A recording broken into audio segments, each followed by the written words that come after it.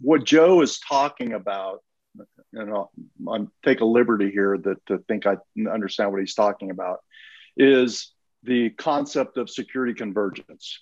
And I know that's a very non-sexy term. We've been talking about security convergence for decades, but and I know Joe will agree with me on this. You can go to any facility in the world today. Go to into any a manufacturing plant, go into a control center, go into a oil company, and there are very distinct lines between the OT teams and the IT teams and even the physical security teams.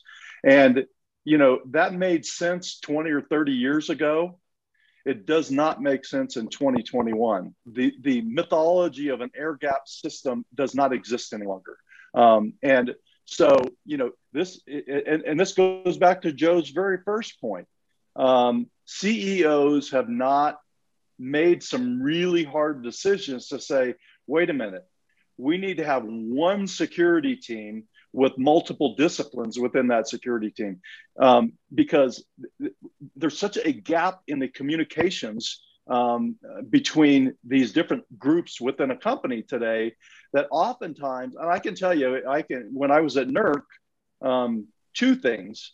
When I was at NERC, we would often find out about events that happened out in the field, that something happened at a substation, but the company knew that an event happened, but they didn't know if they should send a guy with a gun or a guy with a laptop, because they knew that there had been some kind of event, but they didn't know the right kind of person to send.